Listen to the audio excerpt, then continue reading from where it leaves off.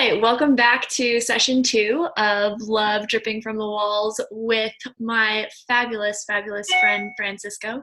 If you missed the first part, please go back to my channel and watch part one, or the second part might not make as much sense. As it has the That is potential to true. make. Exactly. So just to little key points for those of you who did watch the first part, little reminders. Some of the things that we were talking about were how are people coping with living with each other and being together, and just in general coping with this new reality that we're in, which is COVID-19, and having to stay home. And we talked about people are going through grieving processes because life as you knew it, your job, your relationship, if you're someone who is a friend or family member who has been infected with the coronavirus, whatever camp you're in, that the world as you knew it is now not what it was in a very short period of time. And so there is this grieving process that people are going through. And how do we navigate that, and how do we also maintain the relationships of our households now that we're all inside together? How do we have Yeah. those loving, connected, healthy relationships? How do we, either if they weren't that, turn them into that, or navigate that in some way, or even just have new. In my conversation with you from the other day in part one, I learned things about having healthy relationships that I wasn't aware of before, like the 5 apology languages, which I actually Yeah. never heard of the 5 apology languages before. And so anyway, so that's kind of what we were talking about. And what I want to talk about in this second part is, now that we've talked about kind of how it is for people, what people are dealing with, was part Right. one. Now what I'd really love to touch on with you, Francisco, is what actions can people take? What can people do now? What are some things that we can do to have these healthy relationships at home, to have the healthy relationship with ourselves? That was also something that we touched on, was having that healthy relationship with yourself, starting with you. What are some things that people can do now? Yeah, I think that's a great question in regards to what can people do now. Um, first off, it's communication, right? We really got to step outside of the boundaries that we've created for ourselves, which oftentimes is, when we live through trauma, we're victimized, right? It's a lived experience of victimization that we go through. But oftentimes that trauma that stays with us, we tend to kind of replay, right? Mm. That experience, and we set ourselves up to, in many ways, try to make sense of it. Mm. But what we're doing is we're attaching more meaning to the very role that we take on. So it's the role of being a victim. And I want to really highlight that, because Yeah, I think that there's a that's really important. Yeah. there's definitely a sense of victimization, of a sense of loss, a sense of grief that we have to touch upon.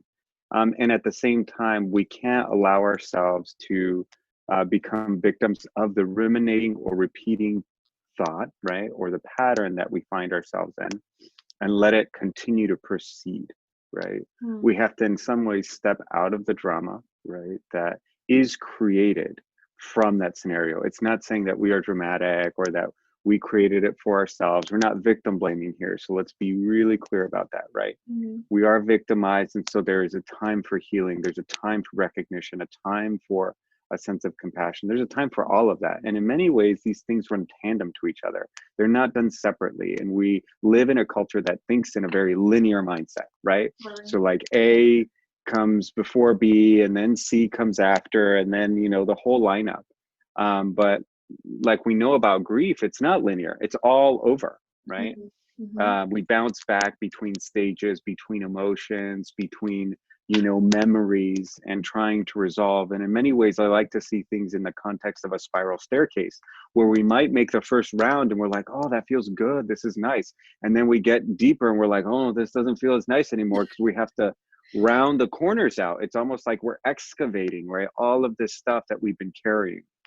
And so in many ways, the first thing to do in communication is start to allow ourselves to find where we have agency, right? Where can we be creative? Where can we create a sense of opportunity? But we have to be careful also to not speed up the process and try to jettison ourselves out of the very grief or emotional experience that we're having. Remember, these things go in tandem, they go side by side. So it's both, we have to be present to the grief, to the emotional experience, while also taking some sort of movement towards that which we feel animated by. And sometimes what we feel animated by is to like curl up on the couch or, but we could start with small practices. I'm going to take a shower. I'm going to, create this particular intentional space for me today, right? That wasn't there before yesterday, right? And then we build upon those things, right? Mm-hmm. The goal is to find resonance. In the context of relationships, it's really saying like, how can I show up? How can I be seen? How can I allow myself to be seen? And there is vulnerability in that. So we want to take small steps in that regard. Mm-hmm. Yeah, I one of the things that you said that I want to kind of highlight slash expand slightly is how victimization might show up for people. Hmm. Yeah. Because I think that when you're in that it doesn't occur as victimization, right? Hmm. Like it might occur as, this is just something that I've seen, might occur as something like, this is really unfair. Yeah. It might occur as, there must be someone to blame for this. Hmm. Like putting blame on people or things, right? Or governments. Yeah. And I think that it's important to really pinpoint and speak to how victimization might show up for people, just so the people who are listening can hear themselves in that a little bit. Like, the reason that I brought up the unfair thing is because whenever I notice that I'm thinking that something is unfair, it's like that's my experience of Yeah. being a victim, is this is unfair. Hmm.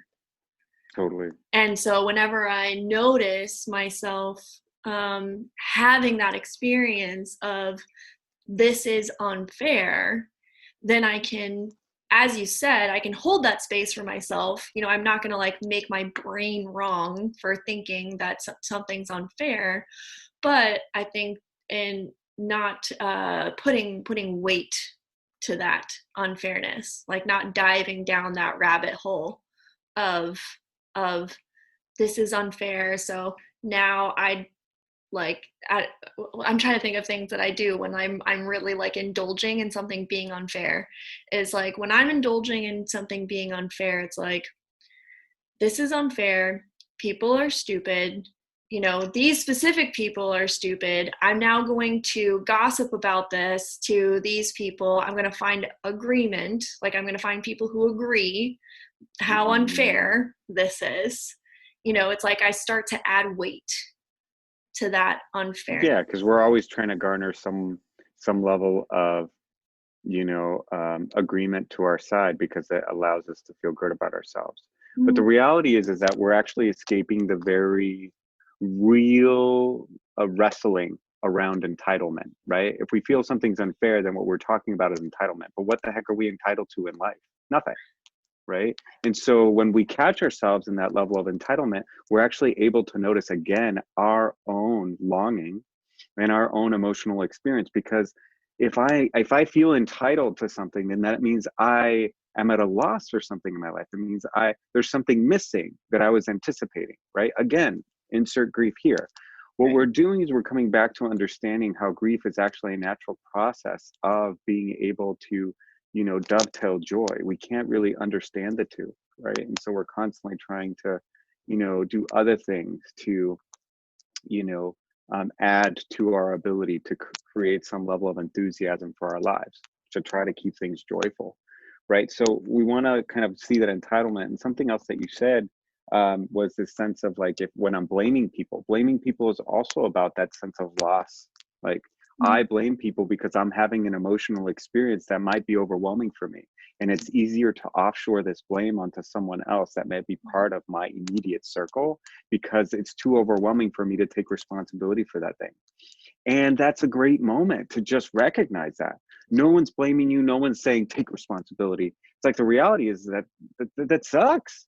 It sucks to be an adult, you know? Adulting is hard at times. Like, it doesn't matter who says it, doesn't matter who's like, own up to it. Like, even though we have a very Americanized way of looking at the world in a context where what we're trying to do is be very John Wayne like, right? Pull ourselves by our bootstraps. Like, I can go this alone. I don't need anybody. You know, I'm very rogue, and I'm my own self-made person.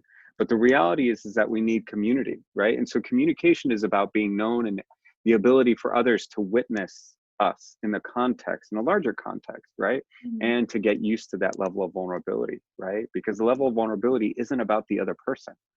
It's not about the other person accepting me, right? That's the ego seeking approval. What it is it's about me really seeking to accept myself. And if I can if I can have agency behind that word, if I can take ownership of that and say, regardless of how you react to me, I'm going to take ownership of this and I'm going to meet that need. But I'm going to voice it because it's powerful enough to be known, to know myself and for others to know me.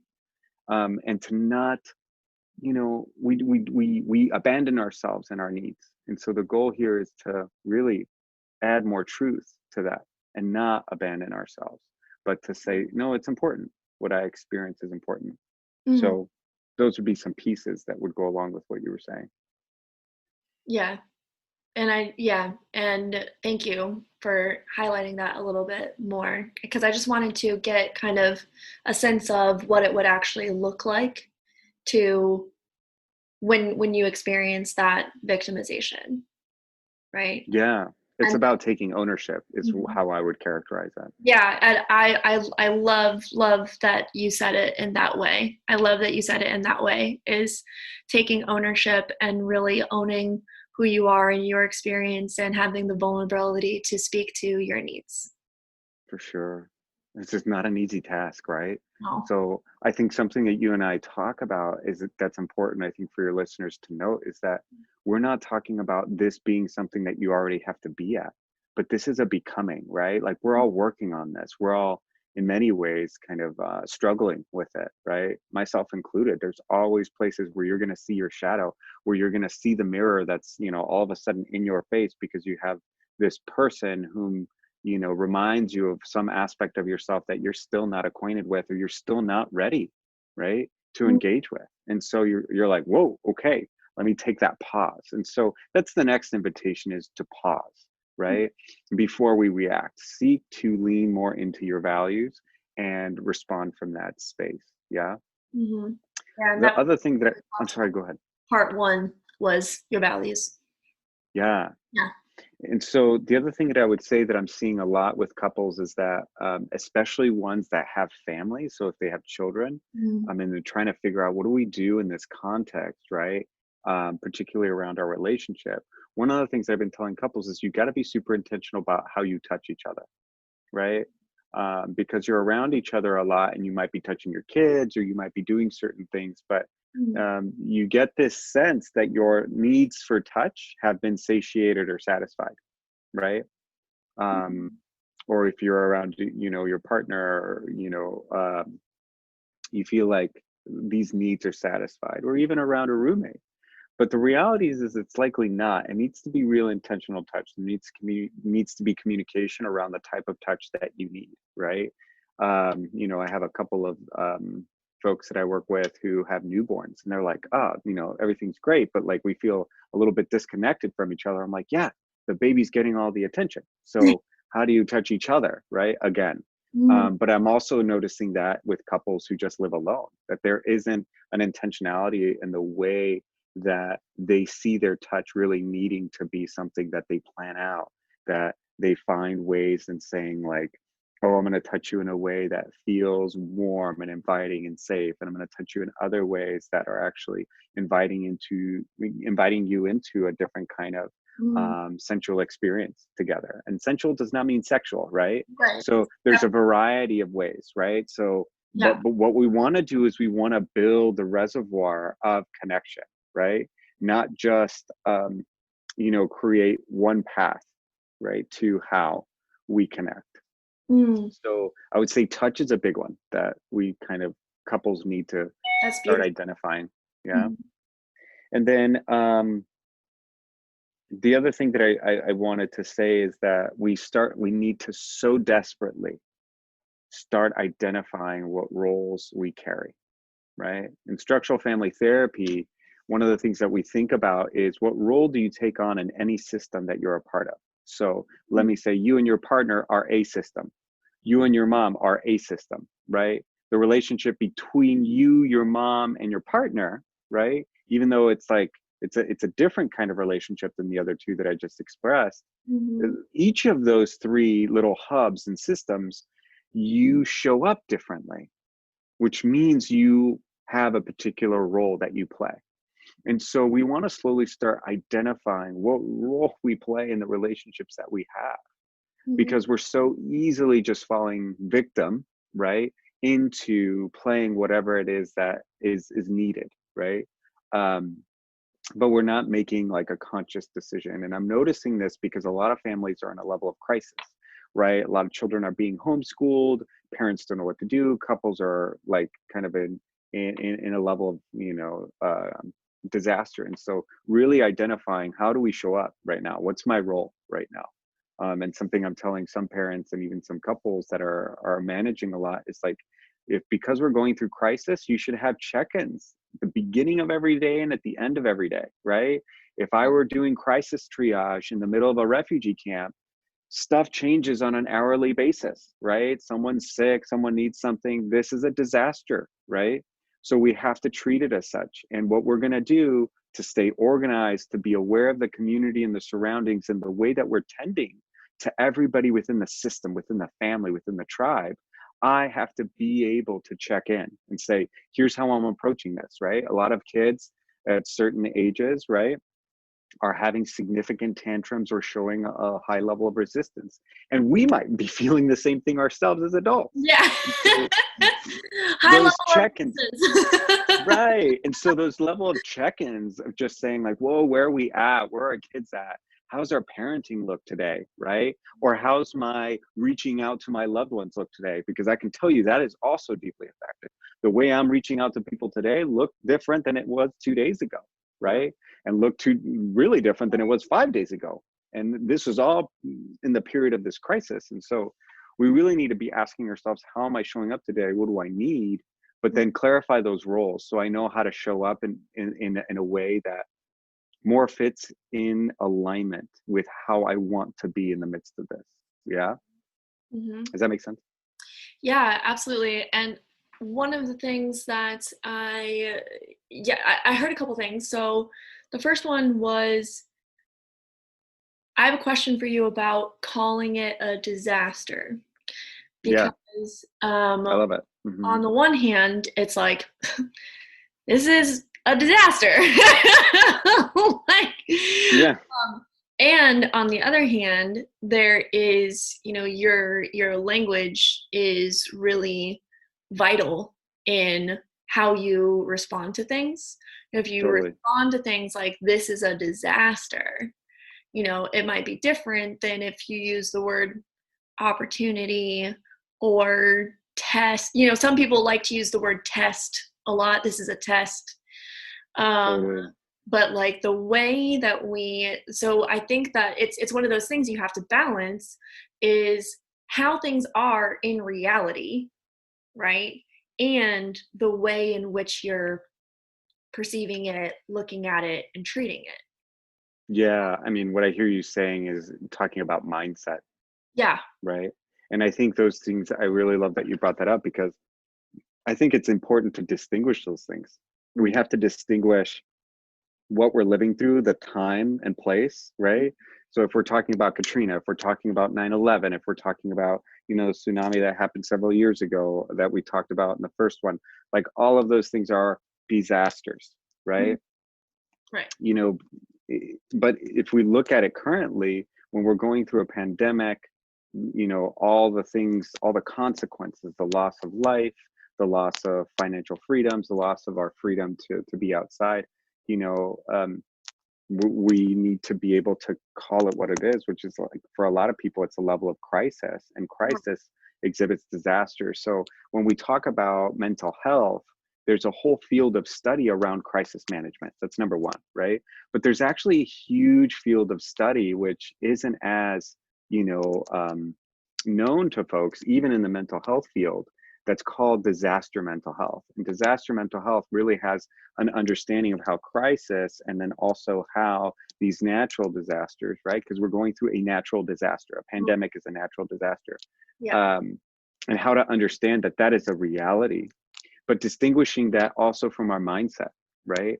And meeting ourselves in a mindset where we're saying, we want to be able to create this. Now, we don't want some level of toxic positivity, which we are seeing, right? We're seeing a lot of toxic positivity, which is actually born out of the same issues that we have as a country, the mindset that we have where you need to pull yourself up by your bootstraps, which is very avoidant, right? And it's very solitary. We're just going to count on ourselves. We can do this. Why are we even looking either way? We should be able to, muscle through it. It doesn't matter. But it's sending the wrong message. And so I agree that we need to be able to have a constructive way of looking at, the possibilities and the opportunities in front of us. And I also don't want to degrade the very real experience of so many people who are going through a level of crisis. And I think that's all of us, right? Yeah. It's just like one day is different than the other. And like some Right. days I'm having wonderful conversations with folks.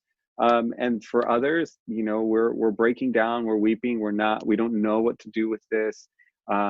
We feel frozen, right? We feel in our survival. And so we're, like we said at the first, segment, it's just like we need to find ways to bring ourselves to calm, right? And so those are a lot of the things that I think naturally come up. But I do agree, language is everything. Language is everything, especially now. But understanding how we start to separate things out also allows us to start separating out our emotions, starts to separate out like the totality of our experience, because we're complex beings that contain multitudes, right? And so how do we respect those multitudes while not giving in to one? Yeah. Yeah, and going back to what you said, I actually don't. I said that I had a couple things to say, but I think that covered all of my thoughts. And yeah, going back to what you said about the roles that we're taking on, and yeah, the mindset that like having that this is a very real situation and holding the realness of the situation, and Mm, then I love the role, right? And like, how are you showing up for it? What's your role? What are you doing today? totally. And I really love also the check-ins, checking in with your partner, checking in with your kids. I actually had this conversation happened several years ago, Mm, but it was a very impactful conversation for this individual, and so that's why I use it as an example. And um, he was talking to me about his daughter was going to be driving soon, and she just turned about to turn 16 or something like that, and he had all of these concerns. These were like very real concerns, like as a dad who was had a 16-year-old daughter who was about to of start, course, yeah. very real concerns. And then he was just like, I just don't know what to do. I don't even know what to do. He was just like at this loss. And then I was just Mm, like, have you asked your daughter what she wants? And he was like, didn't even occur to me to ask her what she wants. yeah, And so I love this check-ins, and it's something that I give to people as well, which is I usually say weekly check-ins, but I like in what we're living through right now, I think daily check-ins are yeah, absolutely great.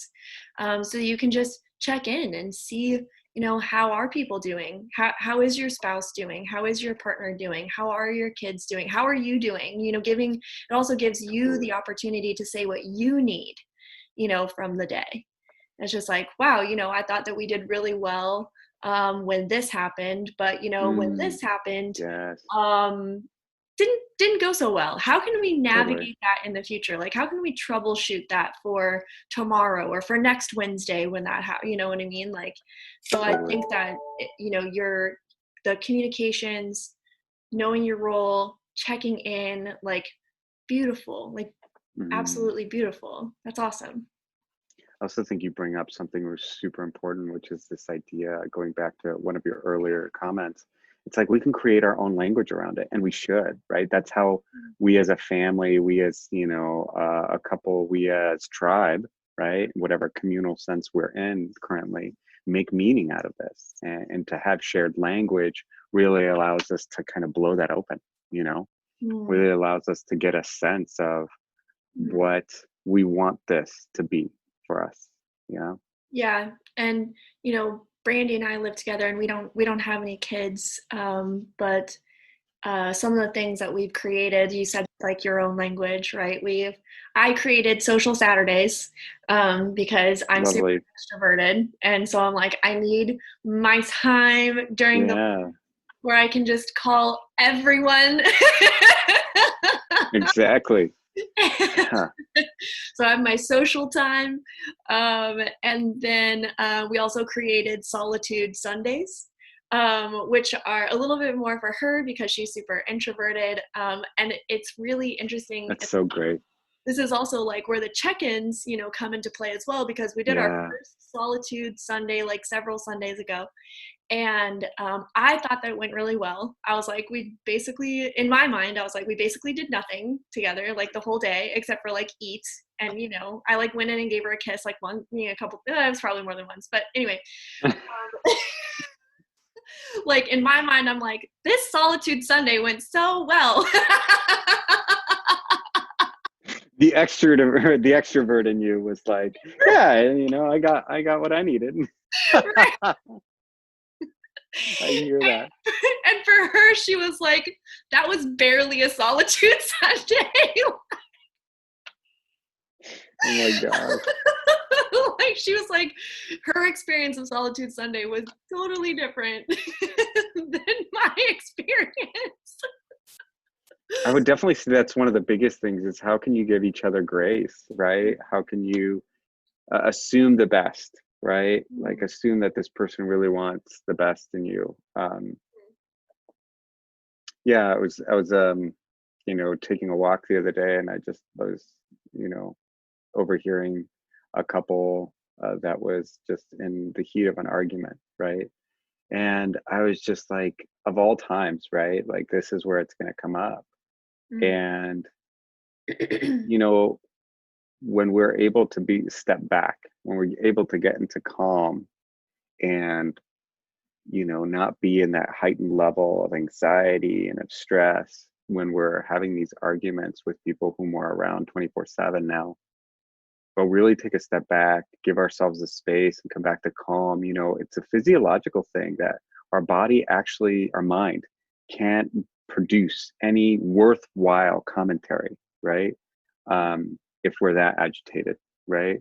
And so I find that coming back into social engagement really happens when we're able to come into that sense of calm, where we're able to find the lightheartedness of life and be like, we totally got that one wrong, but like, where's the do-over, right? We got to give ourselves permission, right? We got to give our families permission, our partners permission, our spouses permission, our loved ones permission to screw up, and we have to give ourselves permission to have do-overs, you know how do we have successful do-overs? Be like, you know what, last night, that day, just didn't go very well. Like tonight we're going to do it a little differently, right? Like I'm a little bit more prepared, and we're going to play this one together. um, we're not measured by the value of what we do, it's by the measure of how we rethink our strategy, you know as the adage goes, it's how we get back up and do it. But I think it's like a little bit more intentional about just getting back up. I actually think it's about how do we re-engage in a way that's intentional. Is it frustrating? Oh my God, always. Is it something that aggravates us? Usually, but those things are about us. They're not about our partner. They're about us trying to wrestle with the real sense of having expectations that didn't come to fruition, you know? Mm. And I think that's really what a lot of our grief is about, is saying we want control. We want to be able to bring things to fruition. It's not happening. How can we live into something different? And I think that's where the real work is. Yeah. Mm. And I think starting from that place of just giving a person the benefit of the doubt, right? And coming in with some level of grace and hilarity and, you know, a new sense, a renewed sense, really, of entering into relationship from that space. Because only from that landscape of clarity, of openness, of a vast emptiness, of saying, like, regardless of what came before, I'm ready to meet you now. You want to go to a picnic now? Does this work for you? You know, we have to soften. And so many times we don't soften when we're in relationship. So those are the pieces that I think immediately come up. Are they hard? Oh my God, the hardest things, and I work with couples all the time, figuring out how you soften, even for me, because we get involved in our own story.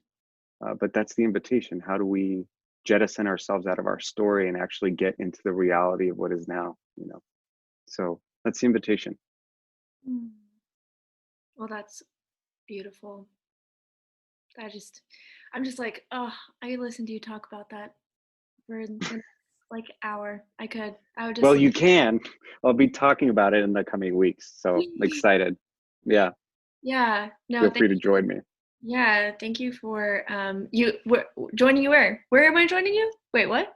Yeah, you can join me. I'll be doing some online series that I just started this past week, just kind of talking about our journey from courage and understanding hope in a larger context of what it means for both our inner child, and then just kind of blowing the doors open to really notice ourselves and to start some inquiry in areas that maybe we can kind of gain some courage. So engaging a sense of what does it mean for us to fear? What does it actually mean for us to grieve? And how do we deepen our own relationship with self so that it actually emboldens us to show up more authentically in the relationships which we're living currently?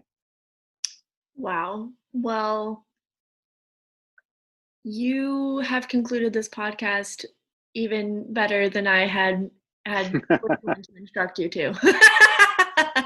It's been such a pleasure to just sit with you and to sit with those of your constituents and your listeners.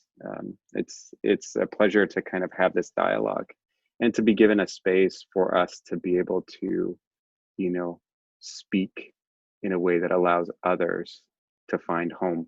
So Mm, I'm excited for that to yeah, continue. thank you. Thank you so much for all of the knowledge that you have brought to these episodes. It's now two. Thank you for your expertise and your care and your kindness, your understanding. Thank you so much for creating a space where it's okay for people to just be how they are. Like Totally. I love when you said soften. Like my body just like physically softened. I was like, oh yeah. Like when like just being able to soften and have everything be okay and have it be okay that you're feeling however you're feeling and that there is a way to work through it. There is a way to come out on the other side, for another little Yeah. cliche saying, but it's okay. And so thank you for bringing your grace. I so just appreciate and honor you. Is there any other, you did mention a series that you're coming out with. What's the name of that? How can we find you? How can, if the listeners want to find you, how can they, Yeah. You what's, can find me through my therapist page, through my blog as well. I can send you those at franciscobujanda.com or Francisco J. Bujanda Añez on Facebook. So I can send you those links. I also recommend people, if they want to do their own deep dives, there's so many different books and just, amazing giants and authorities on some of these different topics. And so I always want to give people kind of their own avenue to explore. yeah, absolutely. So for those of you who are watching this on YouTube, it's going to be in the notes for the video. For those of you who are listening to this on a different platform, I will have them in the show notes. I'm going to have a way to get a hold of Francisco if that's something that you want to do. There's several resources that have been mentioned throughout part 1 and part 2, and then some resources that you now are going to give me. So if you just send that to me, then I can put it in the show notes as well. Totally. Yeah, I just thank you. Just thank you. Of course, Thank you. of course. Thank you. I just so appreciate who you are for me as just someone that I know and love, and I appreciate who you are for everyone that you impact directly, and I appreciate who you are as the indirect impact that you have for goodness and greatness in the world. We're all doing the best we can. Yeah. So it's great to show up for each other. And it's such a pleasure to be on your show.